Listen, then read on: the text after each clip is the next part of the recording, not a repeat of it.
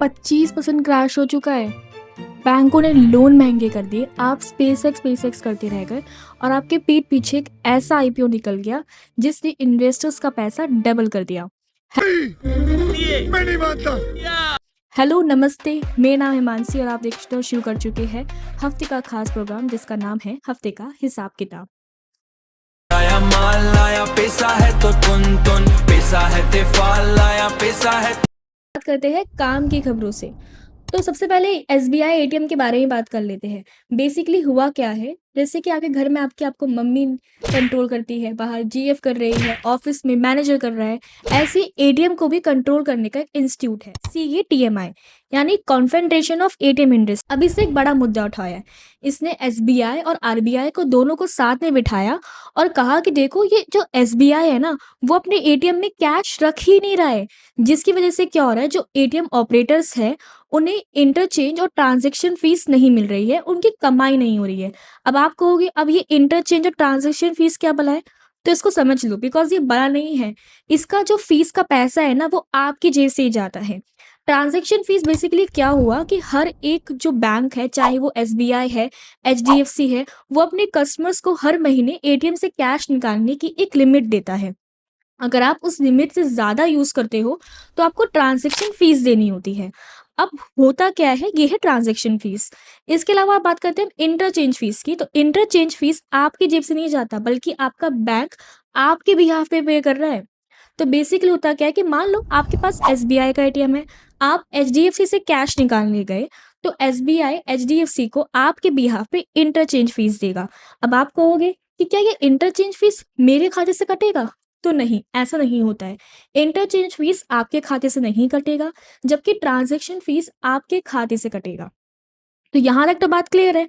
अब बेसिकली क्या हो रहा है कि एटीएम में कैश नहीं है, जिसकी वजह से कस्टमर नहीं है तो कमाई नहीं है। इन शॉर्ट खत्म, bye bye tata good bye गया। सीएटीएमआई ने यहाँ तक कह दिया है कि भाई आपके जो एसबीआई वाले हैं ना, वो टायर 1 सिटीज यानी कि दिल्ली, मुंबई, बेंगलुरु के लिए तो एटीएम में कैश रख रहे हैं, लेकिन टायर 2 और टायर 3 सिटीज जैसे कि जयपुर है, आपका देहरादून हो गया, इन सभी सिटीज के लिए वहां पे कैश एटीएम में अवेलेबल नहीं है। उनका ये भी कहना है कि इसकी वजह से उन्हें 100 करोड़ का नुकसान हो चुका है, जिसकी भरपाई एसबीआई को करनी हो, और जो है वो है आपके लोन से जुड़ी। आपने चाहे कोई भी लोन लिया हो, car loan, personal loan, home loan, आपका ये लोन और आपके लोन की ईएमआई महंगी हो सकती है। बेसिकली एचडीएफसी के अलावा कैनरा और बैंक ऑफ बड़ौदा ने अपना एमसीएलआर यानी marginal cost of funding based landing rate, oh my God ये थोड़ा टफ हो गया। बेसिकली एमसीएलआर क्या होता है कि लोन जो एमसीएलआर से पहले हम समझते हैं, लोन जो हम लेते हैं वो दो इंटरेस्ट पे लेंगे, या तो फिक्स्ड पे लेंगे या फ्लोटिंग रेट पे लेंगे। अगर आप फिक्स लेते हो तो आपका जो इंटरेस्ट है वो आपका और ईएमआई जो है वो सेम रहेगा, लेकिन अगर आप फ्लोटिंग रेट पे लोन लेते हो तो आपका ईएमआई जो है वो चेंज होता रहता है, बिकॉज फ्लोटिंग रेट का is equal to MCLR plus spread. तो बेसिकली मोटा मोटा सरल भाषा में अगर समझाए तो अगर आपका एमसीएलआर बढ़ता है तो आपका फ्लोटिंग रेट भी बढ़ेगा, फ्लोटिंग रेट बढ़ेगा यानी कि इंटरेस्ट बढ़ेगा यानी कि ईएमआई बढ़ेगा और लोन बढ़ेगा। तो बेसिक बात ये है कि लोन जो है वो महंगा हो। अगली खबर जो है वो सोने से जुड़ी हुई है। सोना जो है अपने हाईएस्ट रिकॉर्ड से 25% तक क्रैश हो चुका है। जनवरी में सोना और चांदी दोनों ने ही अपना हाईएस्ट रिकॉर्ड बनाया था। चांदी तो 4 लाख के आसपास तक पहुंच गया था। तो बेसिकली हो क्या रहा है कि जो जनवरी से उन्होंने रिकॉर्ड बनाया था उससे अब तक सोना 25% तक गिर चुका है। अब मीडिया रिपोर्ट्स में एक्सपर्ट्स ये कह रहे हैं कि सोना और गिर सकता है और $4,000 तक पहुंच सकता है, जो कि मोटा मोटा इंडियन रुपीस में 1,34,000 के आसपास तक है। वहीं जो बड़े बड़े इंस्टीट्यूट है जैसे कि जेपी मॉर्गन है और भी बड़े बड़े इंस्टीट्यूट है, उनका ये कहना है कि सोना क्रैश तो हो रहा है अभी, लेकिन लॉन्ग टर्म में देखेंगे साल के एंड में तो सोना बुलिश हो सकता है, यानी कि सोना जो है वो 5 से $6,000 तक जा सकता है। मोटा मोटा अनुमान लगा के चले तो सोना इस साल के अंत तक 1,60,000 से 2 लाख प्रति 10 ग्राम 24 कैरेट, यहाँ पे सोने की बात हो रही है, पहुंच सकता है। अब कौन क्या कह रहा है, सोना गिरने वाला है बढ़ने वाला है, ये आप लोग डिसाइड करो। इंपॉर्टेंट बात आप बोलोगे कि भाई रुपए का क्या हुआ, रुपए का तो बताओ। रुपए जो अभी करंट में मैं देख रही हूँ वो चल रहा है 95 पर डॉलर। तो बेसिकली रुपये को लेकर आरबीआई ने एक बहुत बड़ा इंपॉर्टेंट कदम उठाया है। आरबीआई ने क्या किया है, आरबीआई ने 2013 वाला अपना मास्टर प्लान अपनाया है। बेसिकली आरबीआई ने एफसीएनआरबी डिपॉजिट में फोकस किया है। अब ये एफसीएनआरबी डिपॉजिट क्या बोला है, आप मोटा मोटा ये समझ के चलो कि एनआरआई लोगों के लिए एफडी की तरह काम करता है। जो विदेशी लोग होते हैं वो इंडियन बैंक में अपना पैसा जो है वो डालते हैं और फिर बाद में इंटरेस्ट के साथ अपना पैसा वापस ले लेते हैं। अब जो यहाँ पे एक्सचेंज हो रहा है पैसों का, वो जो होगा फॉरेन करेंसी में ही होगा। फॉर एग्जांपल, अगर किसी अमेरिकन ने डॉलर में पैसा इन्वेस्ट किया है किसी इंडियन बैंक में एफसीएनआरबी डिपॉजिट स्कीम के तहत, तो उसको जो पैसा वापस मिलेगा वो भी डॉलर में ही मिलेगा। अब इससे होता क्या है, इससे होगा ये कि इस स्कीम के जरिए जो डॉलर है वो इंडिया में आएगा या फॉरेन करेंसी इंडिया में आएगी, जिसका आरबीआई यूज करेगा करेंसी मार्केट में डॉलर का फ्लो बढ़ाने के लिए। और आपको पता ही है, अगर किसी का सप्लाई बढ़ जाती है किसी भी चीज़ की, तो उसका प्राइस, उसका वैल्यू कम हो जाता है। और अगर इसी स्कीम के जरिए डॉलर का जो सप्लाई है वो ज़्यादा हो गया, तो ऑटोमेटिकली उसकी वैल्यू कम हो जाएगी। उसकी वैल्यू कम हो जाएगी तो रुपया ऑटोमेटिकली स्टेबल हो जाएगा। लेकिन ये जो है ये एक टेम्पररी सॉल्यूशन है, बिकॉज यहाँ पे मैं ध्यान देने वाली बात ये है कि आरबीआई को एक समय के बाद वो जो डॉलर उन्होंने यूज़ किया है करेंसी मार्केट में, उसके साथ साथ इन्वेस्टर्स को उनके इन्वेस्टिंग अमाउंट के साथ साथ इंटरेस्ट भी देना होगा, वो भी डॉलर में ही देना होगा। अब बात करते हैं मार्केट से जुड़े खबरों की। इस हफ्ते स्पेसएक्स का आईपीओ है जिसने बहुत धूम मचा दिया, मतलब हर कोई स्पेसएक्स ही करता रह गया। लेकिन इसके पीठ पीछे एक ऐसा आईपीओ निकल गया जो आपके लिए एक हिडन जैम बन सकता था। मैं बात कर रही हूँ सीएमआर ग्रीन टेक्नोलॉजीज की। इस आईपीओ ने आपको पता है कितना परसेंट प्रॉफिट दिया है? 43.44%।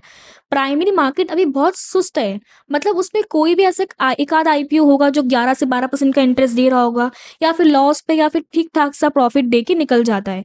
लेकिन इस आईपीओ ने 43.44% का इंटरेस्ट दिया है, और सॉरी 43.44% का प्रॉफिट दिया है, वो भी इस टाइम पर।